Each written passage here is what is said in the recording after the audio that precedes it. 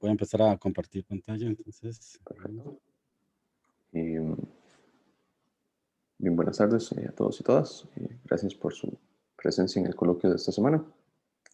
Y hoy nos va a hablar el profesor José David Campos, profesor investigador de la Escuela de Matemática. Él tuvo su doctorado en la Universidad Católica de Chile y trabaja en temas relacionados con procesos de Markov y caminatas aleatorias en medios aleatorios. Hoy nos va a hablar sobre grandes desvíos, así que muchas gracias, José David. Te doy la palabra. Muchas gracias, Juan Gabriel.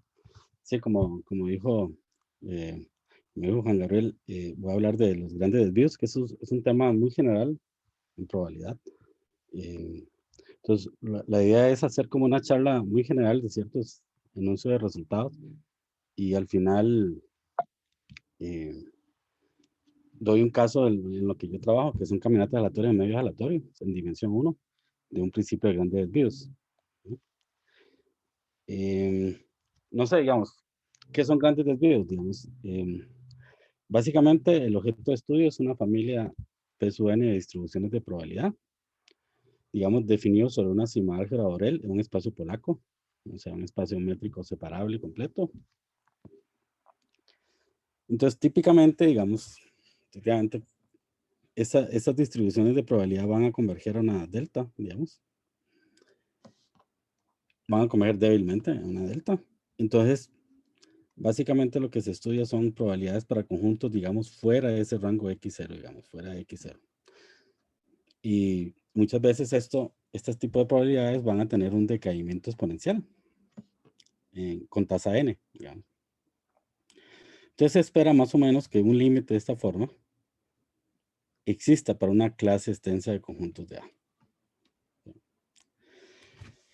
Entonces, ahora, el origen, digamos, de esto, digamos, mucho se le destaca al trabajo que ha tenido durante décadas al matemático Barrow y se considera que el primer trabajo original, digamos, abstracto de este tema fue en el 66 con un artículo de probabilidades asintóticas y ecuaciones diferenciales. Barra en particular ha trabajado en grandes desvíos en muchos temas de probabilidad. Okay. En matrices aleatorias, en caminatas aleatorias, en medios aleatorios, en movimiento browniano, es un fenómeno que le llaman la salchicha de Wiener, etc. O sea, ha trabajado pero enormemente en grandes desvíos y, como dije, en diferentes temas específicos de probabilidad. Entonces, básicamente, la definición de esto es que una sucesión PSUN de medida de probabilidad va a satisfacer un principio de grandes desvíos con una función de tasa I, digamos, siempre que, vamos a decir que esta función I es una función semicontinua inferior. Estos conjuntos en particular, las imágenes inversas de estos conjuntos cerrados, digamos, sean compactos en X. Okay. El hecho de que sea semicontinuo inferior va a implicar que estos conjuntos ya van a ser cerrados en particular. Pero vamos a agregar una condición más fuerte, digamos, vamos a agregar que estos conjuntos sean compactos. Y en particular, las dos condiciones de principio de grandes desvíos es básicamente es que estas probabilidades van a decaer exponencialmente. Pero ese decaimiento exponencial lo rige esta función de tasa, esa función de tasa ahí. O sea, técnicamente tendríamos esto, un límite superior, digamos, de medidas de probabilidad de conjuntos cerrados, que cae exponencialmente, como estaba diciendo, o un límite inferior de medidas de probabilidad sobre conjuntos abiertos. Y esto entonces básicamente es la definición estándar de un principio de grandes desvíos. Muchas veces, o varias veces pasa que no se puede, de hecho no se cumple la segunda condición. Se da fenómenos que se cumple que son cerrados estos conjuntos. Entonces, a eso se le llama un principio débil de grandes desvíos. Digamos, usualmente, digamos, hay mucho en la literatura, pero creo que básicamente esta es la definición como estándar del que vamos a entender de un principio de grandes desvíos. Entonces, si un teorema clásico en probabilidad es el teorema de Levy-Kramer, claro, que tiene muchas equivalencias en las convergencias débiles. mucha equivalencia en un espacio polaco en particular. Entonces, básicamente esta definición podríamos decir que es como una especie de convergencia de Abel en una escala exponencial. Ahora, hay una formulación equivalente, lo podemos pasar rápidamente, y entonces, a grosso modo, esta formulación equivalente es que uno puede, estas medidas de probabilidad, estos decaimientos exponenciales que yo tengo regidos por mi función tasa, lo puedo hacer, digamos, localmente, ¿ok? Cuando digo localmente es que estos conjuntos cerrados o abiertos puedo considerar las típicas bolas abiertas o las típicas bolas cerradas. Pero, digamos, si yo tengo estos decaimientos exponenciales regidos por mi función tasa de, controlados a un nivel local, tengo que agregar una tercera propiedad, y esto es lo que uno llama una propiedad de tensión exponencial. ¿Okay? Que dado cualquier número, digamos L, finito, siempre voy a encontrar un compacto, tal que cualquier cerrado disjunto de él decae exponencialmente en ese orden, en un orden de E a la menos L, E a la menos E a la menos L, N por L. ¿Okay? Entonces, si le agrega, muchas veces cuando se demuestra un principio de grandes desvíos, estos límites uno lo puede mostrar localmente y hace por aparte demostrar esta propiedad de tensión exponencial. O sea, es muy común hacer esto. Ahora, a la par de esto, hay unos resultados clásicos. Y un primer resultado tendríamos básicamente un lema de Baran, que yo tengo una familia de medidas de probabilidad que satisface un principio de grandes desvíos con una función tasa. Tengo una función f continua, acotada. Entonces, uno puede hacer esta evaluación de estas integrales y esto me da igual a este supremo que el ahora hecho. Y básicamente, si uno ve esta integral, son integrales de orden exponencial, pero recordemos que en el fondo, estas medidas están decayendo exponencialmente. Entonces, estas integrales o este límite asintóticamente, esto va a existir y lo puedo cuantificar a partir de este problema, digamos, variacional, digamos, este supremo, esta diferencia de funciones. Ahora, esto digamos, no es difícil demostrarlo. Si yo quito, por ejemplo, la condición de continuidad y agrego solamente con semicontinua superior, por ejemplo, y que esté acotada superiormente, se logra demostrar, se puede lograr demostrar o se demuestra algo muy parecido, digamos, nada más que no se consigue la igualdad.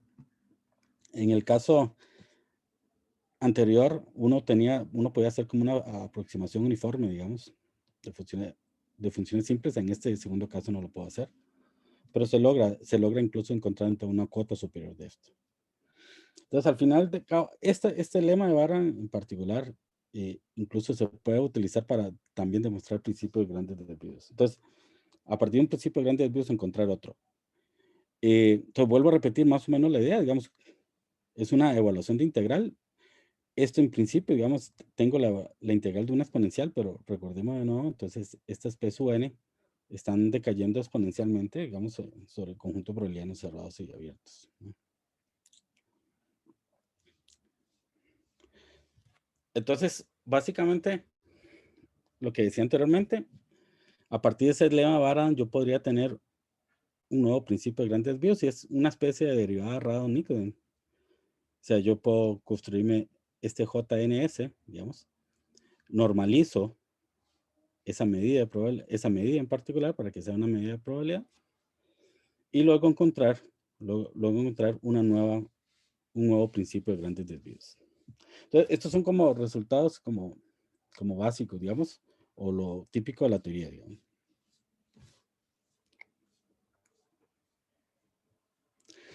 Hay otro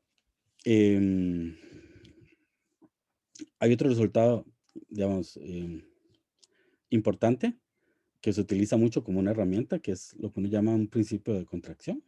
O sea, si yo tengo un principio de grandes desvíos que se cumple sobre un espacio, que se me olvidó, se sobreentiende, digamos, X sobre un espacio polaco, digamos, con una función tasa y tengo una aplicación continua de X a Y, donde Y también es un espacio polaco. Entonces, a partir de estas medidas de probabilidad de acá, estas P sub n sobre X, puedo construirme una medida de probabilidad sobre Y. Y esa medida de probabilidad sobre Y va a tener su propio principio de grandes desvíos, y la función de tasa está escrita a partir del I, o está determinada a partir de la función tasa sobre X. Y es básicamente, J de Y es tomar el ínfimo de todas las de I de X, de todas las primágenes de mi punto Y, ¿no? Y eso se puede hacer una pequeña variante un poco, digamos, en la misma demostración y construirme, digamos, unas medidas de tener una sucesión de funciones, no una función en particular, pero una sucesión de funciones de aplicaciones continuas, pero ahí sí tengo que agregar la condición de que converge uniformemente a F sobre compactos. Entonces, básicamente, de nuevo, tengo un principio de contracción. Puedo construir un principio de grandes desvíos a partir del original, digamos. Entonces, ejemplos básicos de principio de grandes desvíos. Entonces, el ejemplo básico, que es la primera parte de la charla, digamos, ejemplo básico son variables aleatorias I y D. Y entonces, por ejemplo, tomar el promedio de n variables aleatorias independientes con distribución normal, con media 0 y varianza 1. Ese promedio en particular. Entonces, por la ley fuerte de grandes números, su promedio estará cercano a su distribución con toda su masa en 0. ¿Okay? Entonces, la distribución P sub n es gaussiana. Cuando hablo de distribución P sub n es del promedio, o sea, la suma de las primeras n dividido entre n. Las primeras n variables, perdón, dividido entre n. Entonces, esa va a ser gaussiana y va a tener una distribución de esta forma. Y eso en particular se va a cumplir un principio de grandes desvíos donde la función de tasa viene siendo una función convexa, digamos, típica, digamos, lo más típico que uno puede encontrar, ¿no? X al cuadrado, la familia de las X al cuadrado. De nuevo, otro ejemplo es el lanzamiento de una moneda, tener una sucesión de variables de Bernoulli, de parámetro un medio. Entonces, básicamente, ahí apoyándonos con Starling, uno puede demostrar que la función de tasa vendría a ser de esta forma. ¿Sí? Más o menos una imagen sería algo así, también una función estrictamente convexa, ¿no?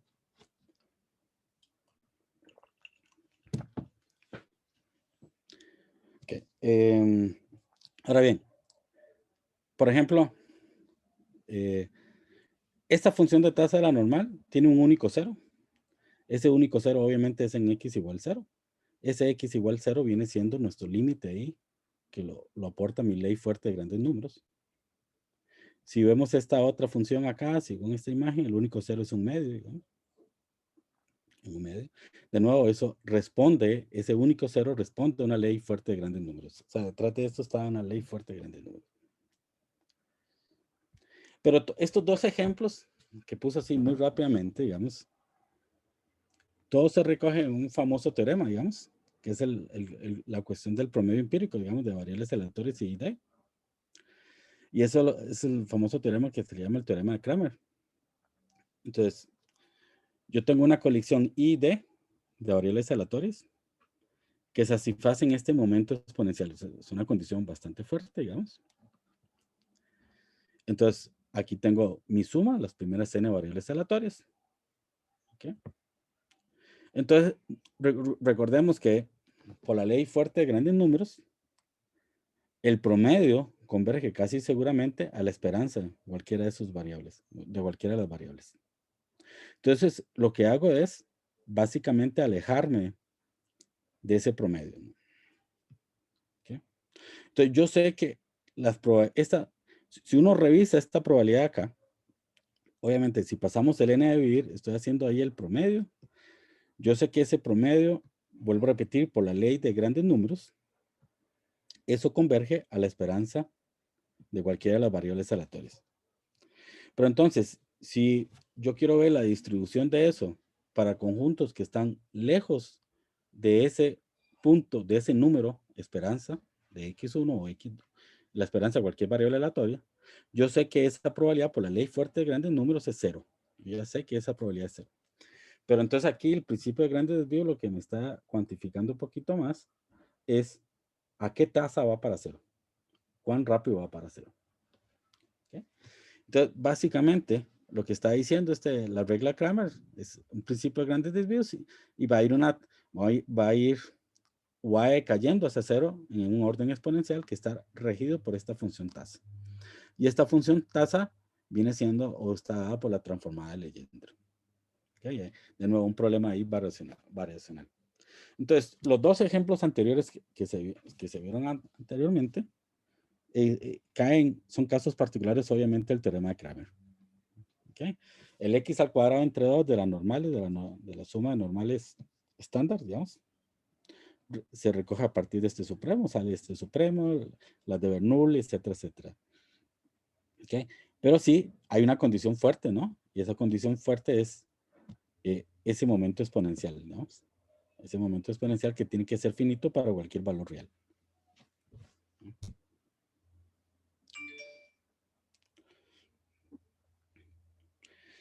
Característica de esto, vamos, o consecuencias del teorema de Kramer, esa función de tasa va a ser una función estrictamente convexa sobre el interior de este conjunto. O sea, este conjunto son los valores de z, tales que y y z sean finitas. ¿Okay? De nuevo, este i de z perfectamente es infinito, digamos. Y de hecho, en muchos casos, mucha parte de las regiones va a ser infinito esa función i de z. ¿Okay? Es suave también sobre el interior de ese conjunto.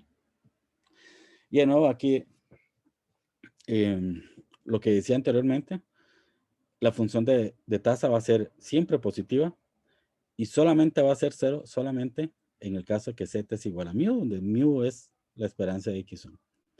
Y eso es básicamente una consecuencia de la ley fuerte de grandes números. ¿Okay? De Kolmogorov. Ahora, pasa muchas veces que se demuestran en general un principio de grandes desvíos y a partir del estudio del principio de grandes desvíos se puede mostrar una ley fuerte de grandes números, como que hacen, digamos, yo he visto casos donde se hace como un procedimiento, si se quiere, al revés de lo usual, ¿no? ¿Sí? O sea, se logra demostrar una ley fuerte de grandes números a partir de un principio de grandes desvíos que se demuestra. ¿Okay? Entonces, en principio, un cero de esta función de tasa va a responder a una ley fuerte de grandes números. De nuevo, para este caso muy particular, donde tengo comportamientos muy agradables y D en particular, uno puede obtener la derivada y la derivada va a ser 1 entre sigma al cuadrado, donde sigma al cuadrado es la varianza de estas variables aleatorias. Y esto de nuevo es una consecuencia del teorema del límite central. Ahora, existe un análogo multivariable a este teorema de Kramer, debido a Chernoff. Y entonces, básicamente, trabajamos aquí con el producto interno, una misma especie transformada de Legendre, etcétera, etcétera, etcétera. Ahora, veamos un caso en particular. Supongamos que yo tengo una colección de variables aleatorias, también I y D, pero digamos que su conjunto de valores es sobre un conjunto finito, ¿no? Incluso un conjunto finito de elementos o de números naturales. Entonces, son I y D y tienen una ley, o sea, son idénticamente distribuidos y tienen una ley, digamos, una distribución común que es ρ. Y donde este ρ, entonces lo que hace es darle pesos a cada uno de estos puntos. Entonces vamos a asumir que estos pesos son estrictamente positivos. Y entonces en particular yo puedo construir una medida empírica. Entonces esta medida empírica es un promedio de deltas. ¿Okay? De las deltas de estas variables aleatorias. Entonces, esta en particular, esta medida empírica es una medida de probabilidad que va a ser aleatoria, pero sobre gamma, sobre este conjunto de valores, un conjunto de valores finito.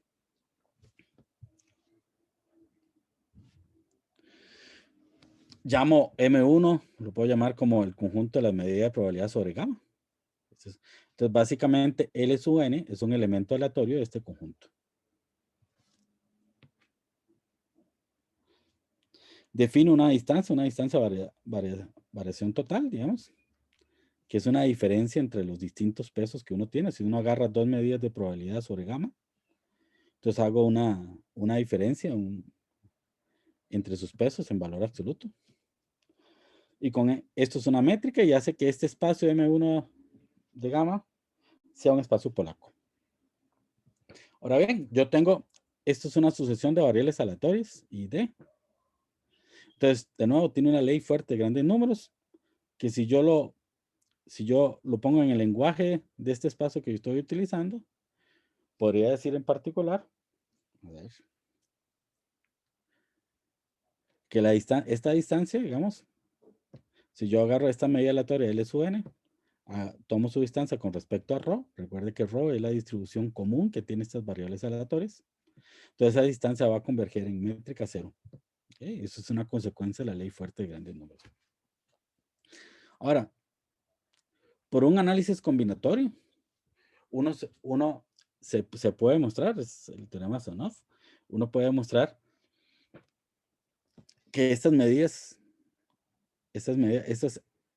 eventos o la distribución de estas medidas de probabilidad empíricas L sub n satisfacen un principio de grandes desvíos.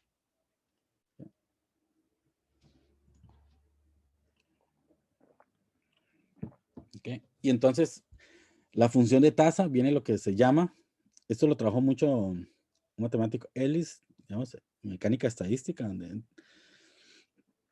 a esa función se le llama una entropía relativa de nu con respecto a ρ.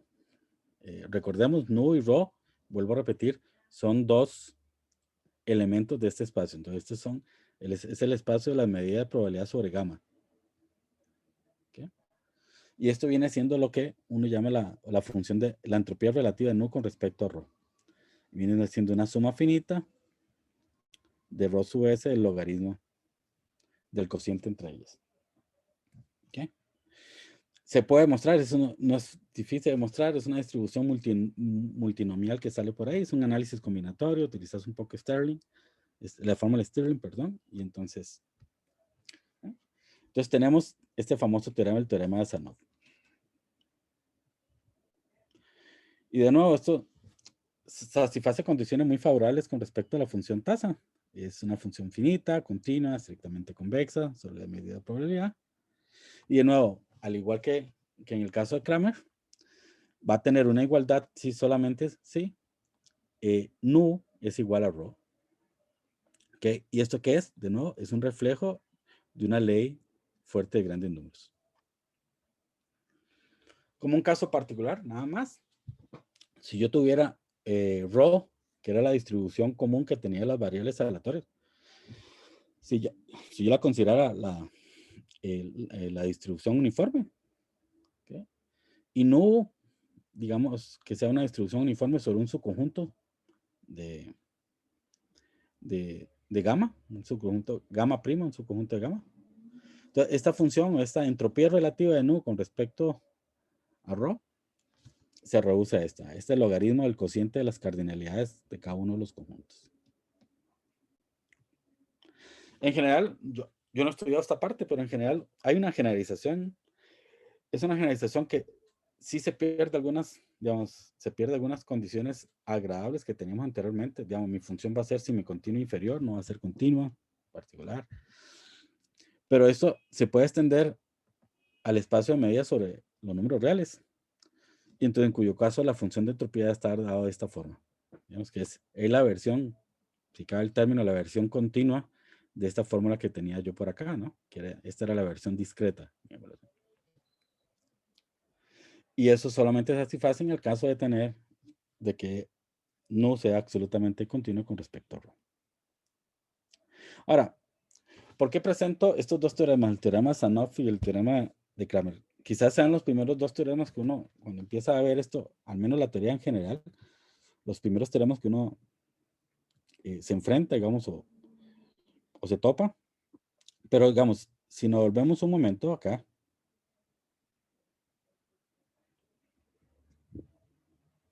vamos a ver por acá. Okay. Si nos volvemos a este principio de contracción, Entonces, a partir de ese principio de contracción, uno puede establecer, al menos en una dirección, que realmente el teorema de Sanoff y el teorema de Kramer son equivalentes. Uno implica el otro, digamos. ¿Okay? Al menos en una dirección.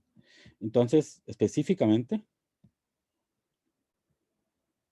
vamos a ver por acá.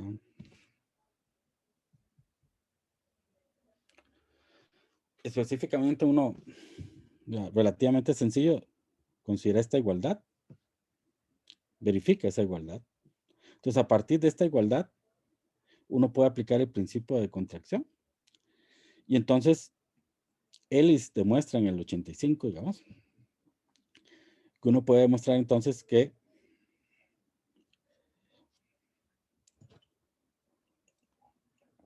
la función tasa, digamos, la regla Kramer, utilizando el teorema Sanoff, satisface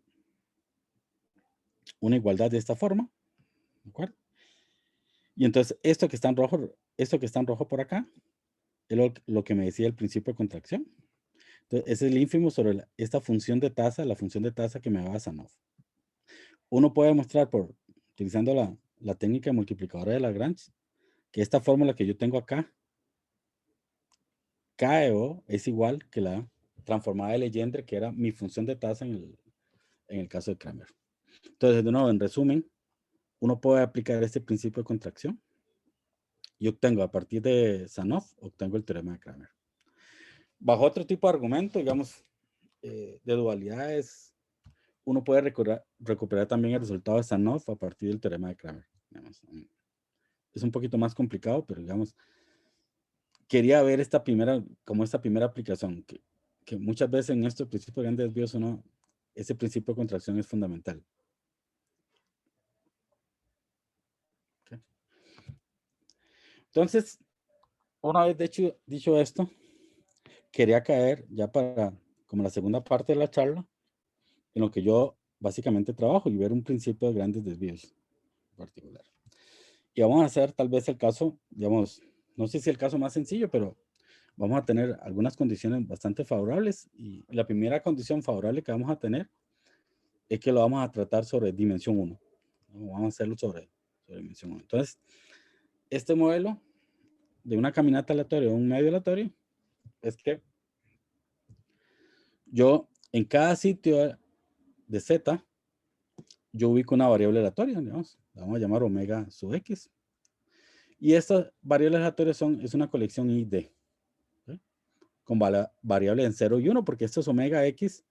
Este omega x va a ser algo estrictamente positivo y menor que 1, ¿no? Lo que va a reflejar es una probabilidad de transición irse hasta la derecha.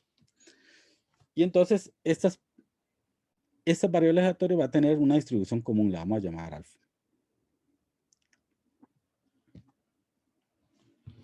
Entonces, para un omega fijo, ¿qué significa un omega fijo? Entonces, en este caso, para un omega fijo significa que yo en cada sitio de la red, en Z, yo designé una probabilidad de transición hacia la derecha y obviamente hacia la izquierda. ¿Okay? Entonces, dado esta igualdad o esta última igualdad de acá, es claro que esto se va a convertir en una cadena de Markov. Es una cadena de Markov. Básicamente, digamos, porque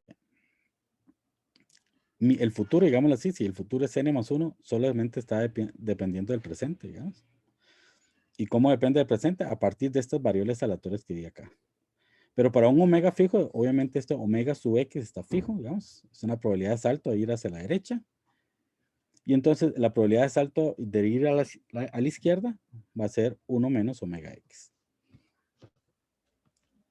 Entonces, no, eso lo he dicho ya en 2 charlas anteriores sobre este modelo, digamos. Para un omega fijo, cuando usted dice un omega fijo, está fijando probabilidad de transición en todos los sitios. En este caso, en todos los sitios de Z. Pero el omega está fijo para durar. Bueno, aquí la notación, nada más como una observación. Vamos a utilizar esta notación P es omega. Entonces, esto denota la ley sobre el espacio de las trayectorias, dada por omega. Entonces, de nuevo, es una ley de carácter markoviano. Y entonces, este proceso, digamos, podemos hacerle una dupla ahí. X, el espacio de las trayectorias, omega es el espacio de los ambientes. Es un ejemplo de una caminata aleatoria en un medio aleatorio y tiene una probabilidad y X tiene una ley de probabilidad. Entonces, esta es la ley, lo que uno llama la ley Anil. No va a entrar con mucho lenguaje como en otras clases, digamos, pero ese es el promedio de esto. O sea, este P su omega en particular, como depende de omega, obviamente es una variable aleatoria. Entonces, básicamente esta ley es el promedio de esa variable aleatoria P sub omega. ¿No? Como una notación. Entonces, el rho sub X va a ser, a partir de un omega fijo, va a ser el cociente entre la probabilidad de salto a la izquierda dividido entre la probabilidad de salto a la derecha. Y vamos a utilizar esta notación de corchetes como el promedio F. Entonces, ahora, también como un comentario, esta notación alfa z, alfa a la z, digámoslo así, refleja la condición de I y D. ¿Okay? ¿En qué sentido? Digamos, un producto refleja la independencia de estas variables aleatorias, la medida producto, y que sea el mismo factor siempre, la misma medida de probabilidad, la misma marginal, alfa, refleja que son idénticamente distribuidas. Como un comentario aparte, el rho sub 0 se entiende, el rho se va a entender como el rho sub 0, digamos, que es cuando estoy ubicado en el sitio 0. Vamos a asumir que es no degenerada, o sea, no es una medida de masa, digamos, no es una delta. Y el soporte de alfa está lejos de 0 y 1.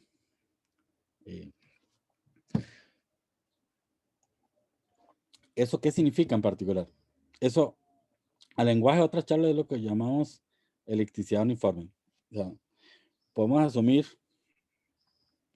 que siempre va a existir un número positivo kappa, digamos, mayor que 0, tal es que mis probabilidades de saltar a la derecha y al saltar a la izquierda siempre son mayores o iguales a ese kappa.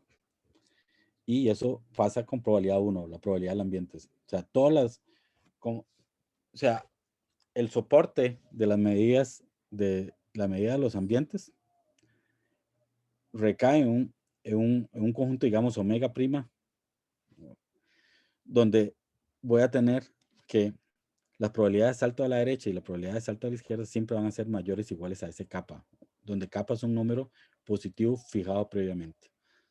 Eso es básicamente lo que quiero decir aquí, lejos de 0 y 1. Está ahí muy coloquialmente, digamos. Pero no quería introducir mucha notación como clases anteriores.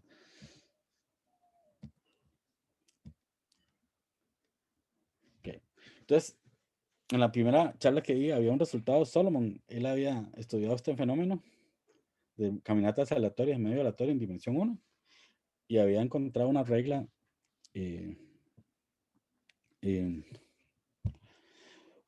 exacta, digamos, que entendemos cuándo es recurrente, cuándo es transitoria a la izquierda, cuándo es transitoria a la derecha, cuándo le trató el problema de la velocidad asintótica, la velocidad límite. Habló de un vector que es constante, determinista, digamos. Y ese vector determinista tiene esta forma con estas condiciones. Entonces,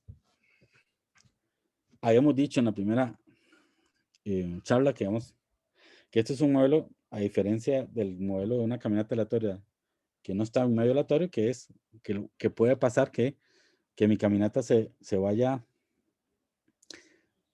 transitoria, digamos, a la derecha, pero su velocidad asintótica es 0. ¿Okay? Eso no pasa en una caminata aleatoria tradicional.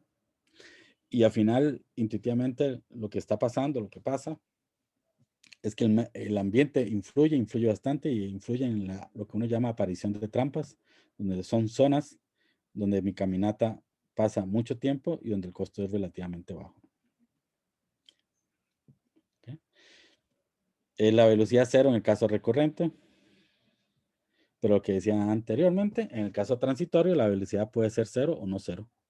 Esta velocidad, tal vez aquí, velocidad es esta v sub alfa, ¿no? Mi velocidad asintótica. Entonces, de nuevo, solo ocurre en el caso de un ambiente aleatorio.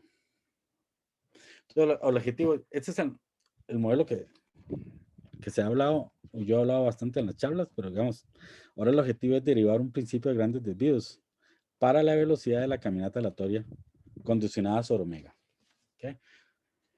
¿Qué quiere decir esto? Esto en el lenguaje de caminatas aleatorias, de medios aleatorios, uno habla de grandes desvíos tanto en el régimen Quench como en el régimen Anil.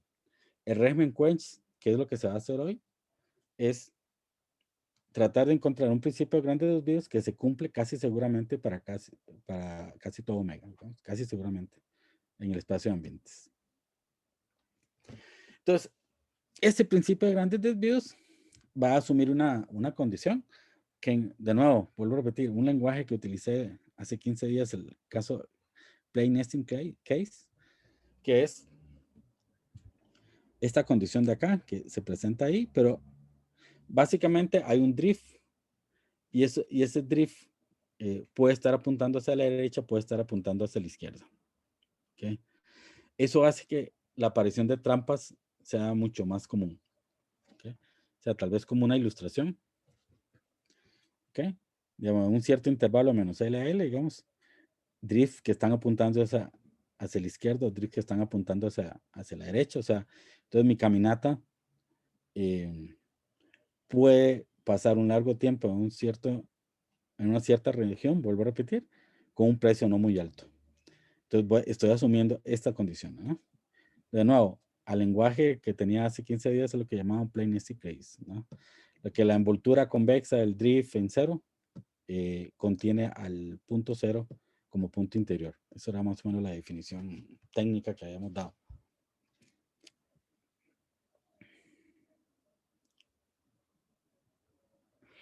Entonces, esto se resolvió, se demostró un principio de grandes desvíos. Y lo curioso de esto, digamos, si yo tengo un omega fijo, digamos, entonces si yo estoy trabajando sobre un omega fijo, entonces estoy trabajando sobre una cadena Markov. Las cadenas de Markov también tienen un principio de grandes desvíos.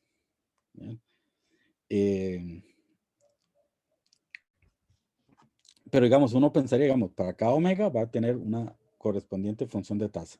Entonces, a priori, mi función de tasa es aleatoria. Pero se demuestra básicamente que realmente esta función de tasa es determinista. Y de nuevo, puede ser calculada en términos de un problema variacional.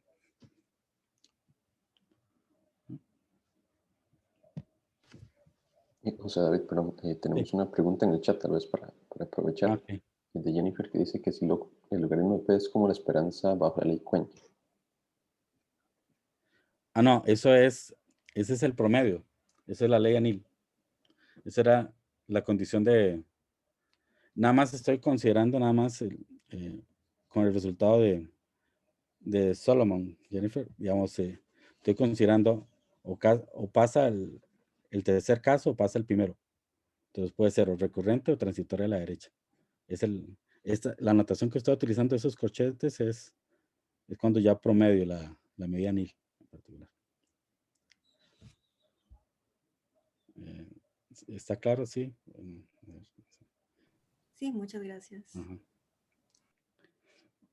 Entonces, digamos, estoy trabajando, puede ser que mi caminata sea recurrente o puede ser que sea transitoria a la derecha.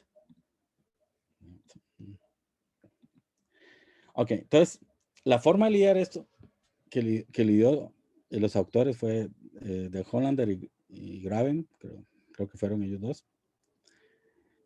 No fue lidiar exactamente con estas distribuciones, con estas medidas de probabilidad. Entonces, lo que hicieron fue trabajar con unos ciertos tiempos. Entonces, llaman TSUK, llaman el primer momento en que la caminata llega, digamos. Como sé que es recurrente o transitoria a la derecha, voy a tomar solamente sitios hacia la derecha de cero, digamos, o el mismo cero. Entonces, TSUK va a ser el primer momento en que mi caminata llega acá. ¿Okay? Y TAOSUK, esto es una notación, tal vez no es la mejor, pero digamos, no es la mejor por usualmente la notación que se utiliza con tiempo de regeneración.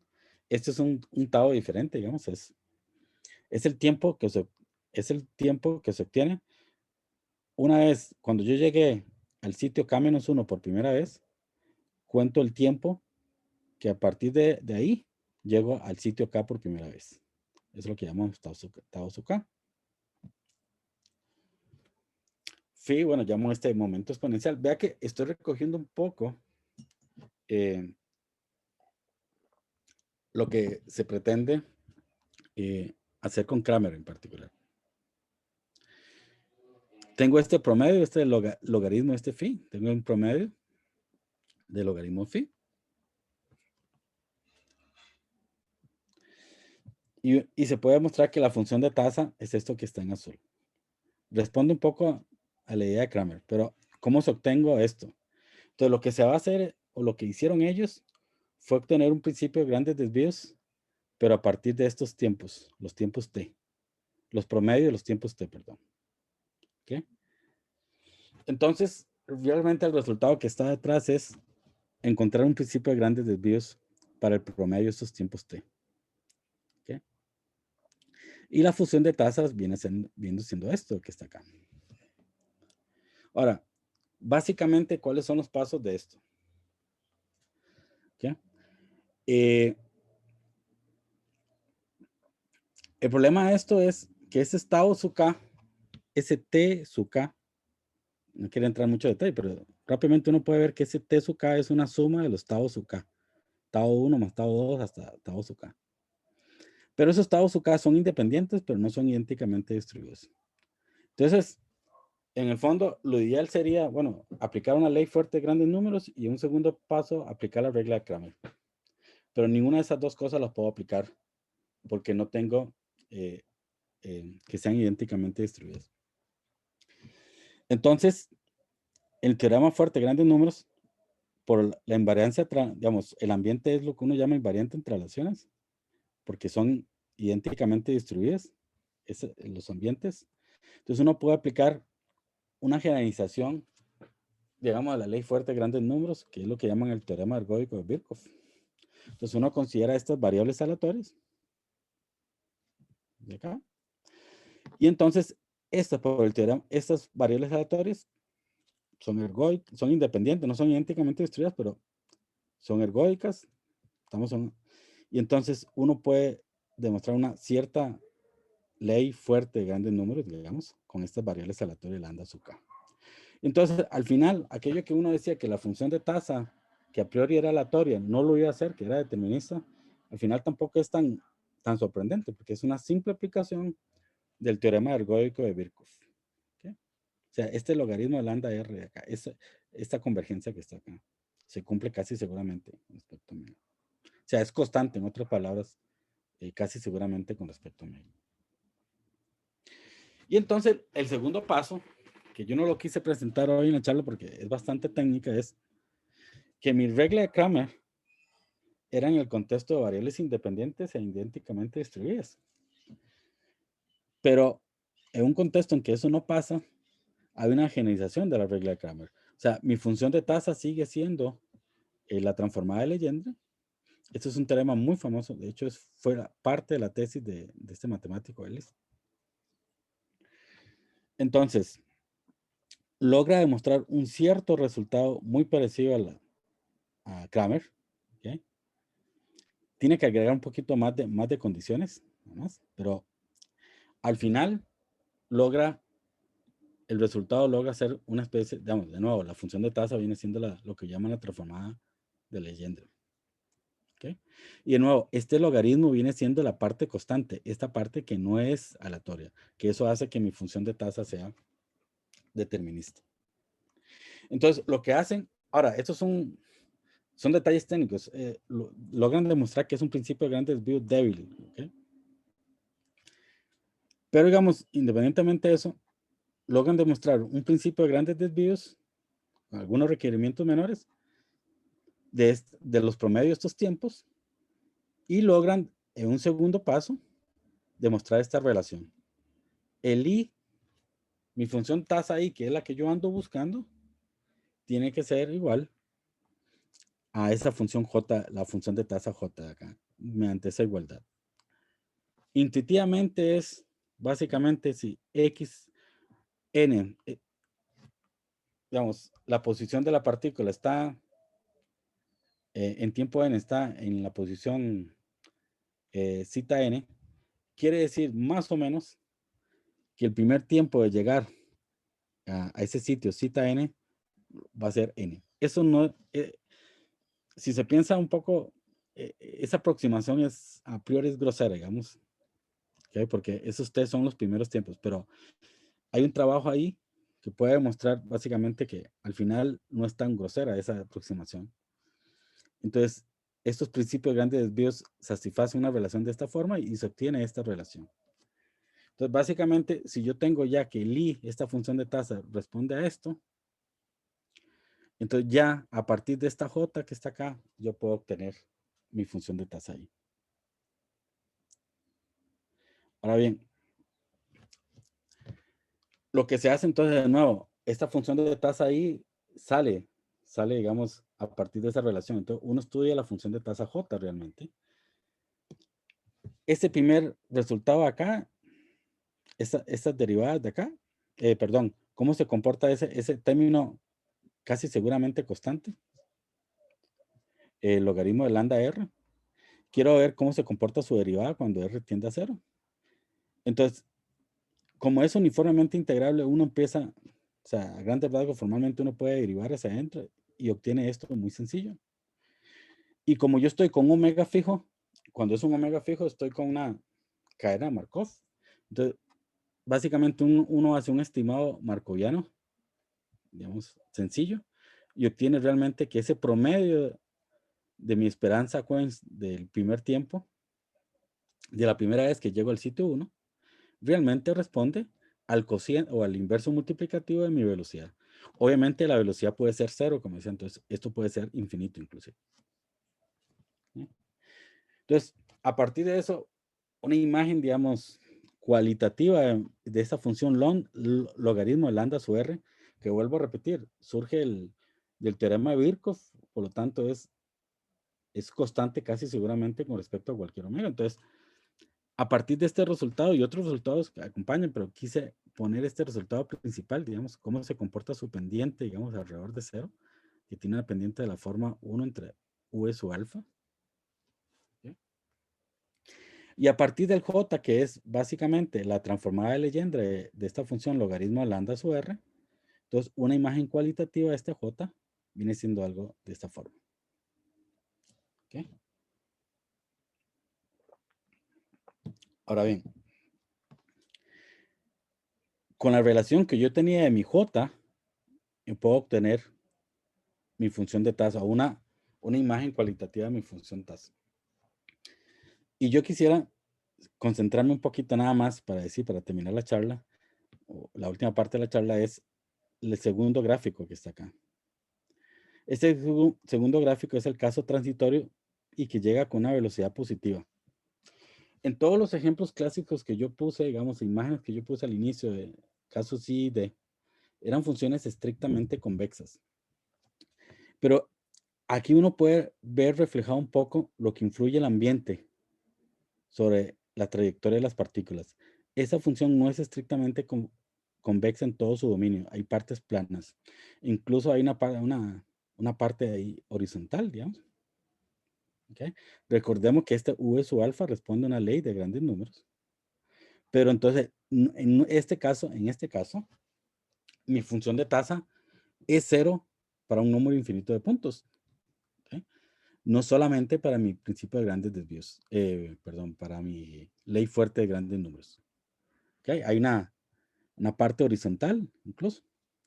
Y eso básicamente, vuelvo a repetir, es una influencia del ambiente. ¿Y en concreto, qué es lo que puedo decir? Puedo decir en concreto sobre eso. Como estoy en el caso de plane nesting, que era, ¿te acuerdas? Lo que decíamos antes, que se podían drift hacia la izquierda, drift hacia la derecha, o sea, aparición de trampas. ¿Okay? Eso hacen que atrapen a la partícula. Entonces, entre más largo sea el intervalo, la caminata pierde tiempo adentro. Entonces, digamos, entre intervalos más largos de tiempo, esos tiempos van a estar ligados a una distancia que va a ser del orden del logaritmo n. Entonces, el evento que la caminata pierda una fracción de tiempo del orden n, ¿okay? Tiene un costo que es subexponencial. Y ese costo subexponencial es que el decaimiento no va a ser totalmente exponencial. Por lo tanto, eso se refleja en esas partes planas de mi función de tasa. ¿Ok? La aparición de trampas que hacen que la partícula se lerdee. Y como estoy en un caso, en un régimen donde hay drift hacia la izquierda, drift hacia la derecha, eso ocurre con un costo relativamente bajo. Y eso se ve reflejado en que estos eventos en ciertas regiones tienen un decaimiento no exponencial, sino subexponencial. Y eso es la aparición de estas partes rectas, digámoslo así, horizontales, eh, inclinadas horizontales, que hacen que la función de tasa no sea estrictamente convexa.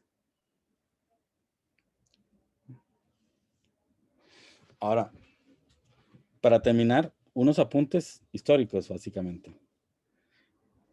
Un principio de grandes desvíos, Quench, se logró determinar, se logró demostrar.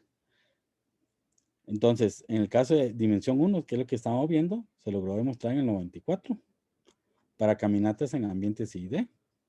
Ahí vimos un poquito de resumen pudieron describir un poquito más la función de tasa. En el 2000 se generalizó para ambientes que son ergódicos y estacionarios, o sea, son ambientes mucho más generales que ambientes I+D. CERN fue el primero, digamos, en el 2000, en 98, que lo probó para caminatas I+D, pero para cualquier tipo de dimensión. Pero lo hizo para caminatas Nestling, como en este caso. ¿Okay? Donde hay drift apuntando hacia todas direcciones, digamos así, grandes rasgos. Vara en el 2003 suprimió la hipótesis Nestling y lo generalizó también a ambientes ergódicos y estacionarios. ¿Verdad? Y Rosenblatt en el 2006, que fue un estudiante de doctorado de Baran, amplió lo que hizo Baran en el 2003, porque Baran demostró un principio de grandes desvíos, dijo algunas propiedades de la función tasa, pero Rosenblatt lo agregó dando una fórmula variacional para esa función de tasa, un cálculo explícito. Y cuando yo estaba trabajando en el doctorado, tuvimos un resultado en el 2013, que a grandes rasgos es bastante diferente, pero lo que puedo detallar inicialmente es que no trabajamos con la función de Legendre, sino empezamos a ver, básicamente, entender un poquito más estas probabilidades de transición de orden n. ¿Okay? Y se logró demostrar también un principio de grandes desvíos en el régimen Quench en ambientes uniformemente elípticos y que satisface una cierta condición de ergodicidad. Un detalle extra, el caso de nosotros hicimos ambientes aleatorios que dependían del tiempo. Estos son ambientes, todos los modelos anteriores son ambientes estáticos, no dependen del tiempo. Nosotros hicimos una dependencia del tiempo a partir de un proceso markoviano, o sea, que mi proceso de ambiente va cambiando markovianamente conforme el tiempo. Y creo que ese sería todo, digamos. Tal vez un comentario nada más final. Nosotros, eso fue un caso discreto. Nosotros también hicimos el caso continuo. Hicimos dos casos, el discreto y el continuo. Eso sería. Perfecto. Y muchísimas gracias, José David, por la charla. ¿Hay alguna pregunta o comentario de la audiencia? Aprovechar unos minutos. Tenía una pequeñas consultas. Profe, digamos, para ver si entendí bastante bien lo que usted expone. Ahí, de igual forma, bajo este concepto de grandes desvíos, se va a presentar bueno, las dos medidas que son la quench y la annealed, ¿verdad? El quench parece que sigue la misma notación que es, digamos, que yo estudié con usted. Pero la annealed como que varía un poco, ¿verdad? En la que expone usted aquí. La anotación, digamos, el significado es el mismo, sí, la anotación. Ahora, digamos, todas estas, digamos, las condiciones T, como bajo los grandes desvíos, se tiene que esta familia de probabilidades decaen, digamos, exponencialmente. ¿Se simplifica de alguna manera esas condiciones o se siguen igual? Las condiciones T, las condiciones de balisticidad, me decís. Sí, sí. Sí, sí. Bajo ciertas condiciones de balisticidad, lo que se ha logrado demostrar son principios de grandes desvíos y trabajan sobre el segmento del origen a la velocidad, Jennifer. Entonces trabajan sobre conjuntos disjuntos de sobre ese segmento y hay estimados de grandes desvíos, sí lo hay, y bajo las condiciones de balisticidad. De hecho, Schneemann lo apunta, digamos, en sus artículos, digamos. Sí, sí, sí. Pero digamos, como resultado, o sea, hay estimados de grandes desvíos, digamos, pero ya propiamente un principio de grandes desvíos con la función de tasa y todo es más o menos lo que resumí acá. Si hay otros resultados más recientes y sobre estas condiciones de balisticidad, como decís vos, y hay dos tipos de funciones, principio de grandes desvíos. Lo que expuse fue nada más el régimen Quench, que es para un omega fijo y que se cumpla casi para todo omega, digamos. Pero también está para el régimen anil.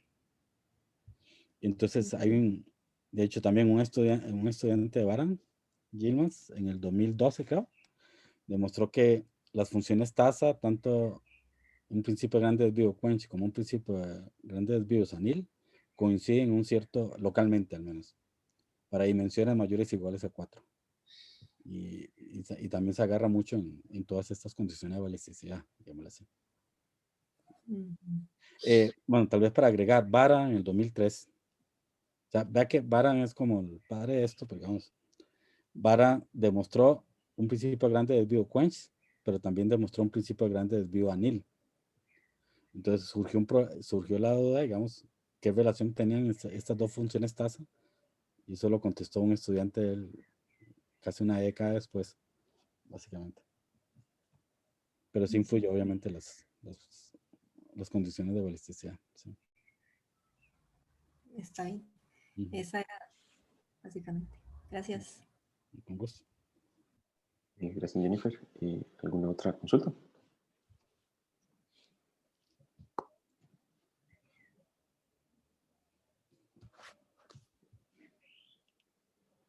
Ok, entonces, bueno, de mi parte agradecerle nuevamente a José David por la charla y bueno, agradecerles a todos por la asistencia y